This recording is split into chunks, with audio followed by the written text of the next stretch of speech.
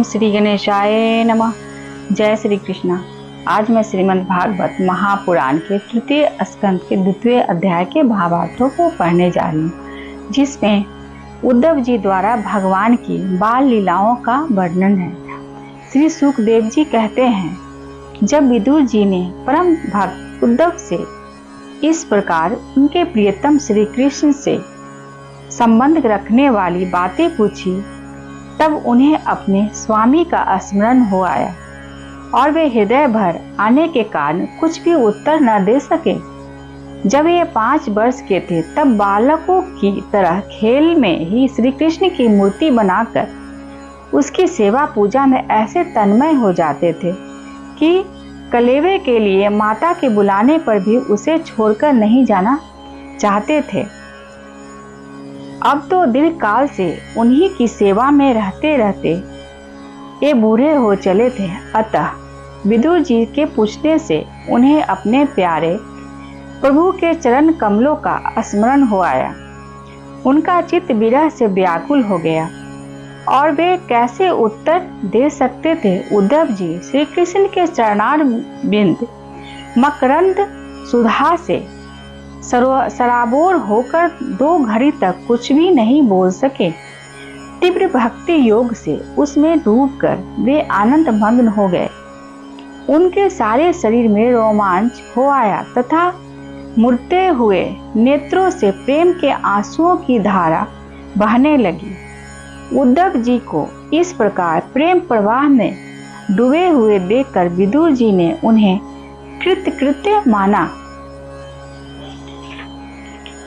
कुछ समय बाद जब उद्धव जी भगवान के प्रेम धाम से उतरकर पुनः धीरे धीरे संसार में आए, तब अपने नेत्रों को पोंछकर भागवत लीलाओं का स्मरण आने से विस्मित हो विदुर जी से इस प्रकार कहने लगे। उद्धव जी बोले, विदुर जी, श्री कृष्ण रूप सूर्य के छिप जाने से हमारे घरों को काल रूप अजगर ने खा डाला है। वे श्रीहीन हो गए हैं। अब मैं उनकी क्या कुशल सुनाऊं। ओह, यह मनुष्य लोक बड़ा ही अभागा है। इसमें भी यादव तो नितांत भाग्यहीन हैं, जिन्होंने निरंतर श्री कृष्ण के साथ रहते हुए भी उन्हें नहीं पहचाना।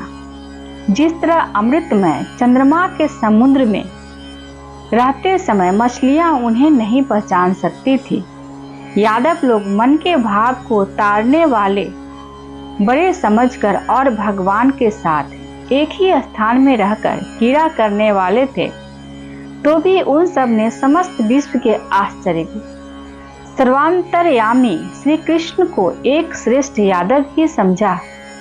किंतु भगवान की माया से मोहित इन यादवों और इनसे व्यर्थ का बैर ठानने वाले शिशुपाल आदि के अवहेलना और निंदा सूचक वाक्यों से भागवत प्राण महानुभावों की वृद्धि भ्रम में नहीं करनी पड़ी थी।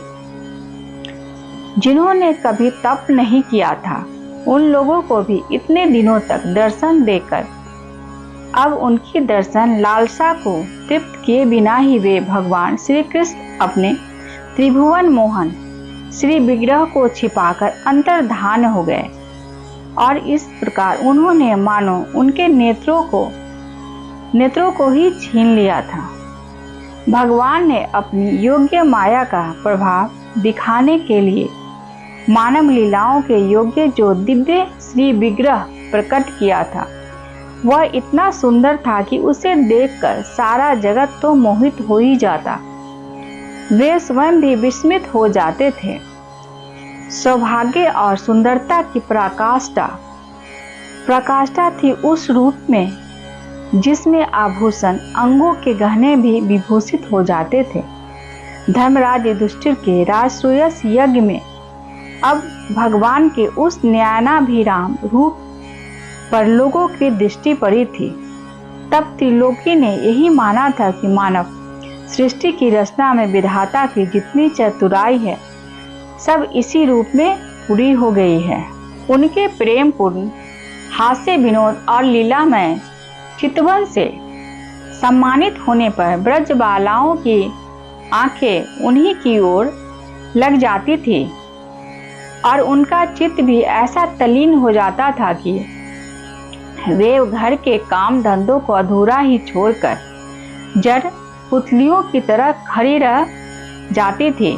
चराचर जगत प्रकृति के स्वामी भगवान ने जब अपने शांत रूप महात्माओं को अपने ही घोर रूप असुरों से सताए जाते देखा था, तब वे करुणा भाव से द्रवित हो गए थे और अजन्मा होने पर भी अपने अंश बलराम जी के साथ काष्ठ में अग्नि के समान प्रकट हुए।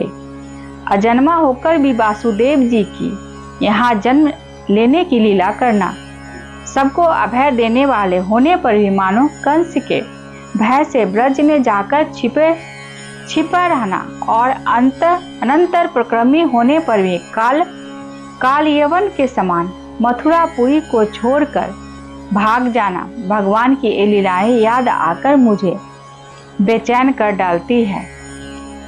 उन्होंने जो देवकी वसुदेव की चरण वंदना करके कहा था, पिताजी माताजी, कंस का बड़ा भय रहने के कारण मुझसे आपकी कोई सेवा न बन सकी। आप मेरे इस अपराध पर ध्यान न देकर मुझ पर प्रसन्न हो। आज मैं श्रीमद् भागवत महापुराण के तृतीय स्कंद के द्वितीय अध्याय के भावार्थों को पढ़ी हूँ। जय श्री कृष्ण।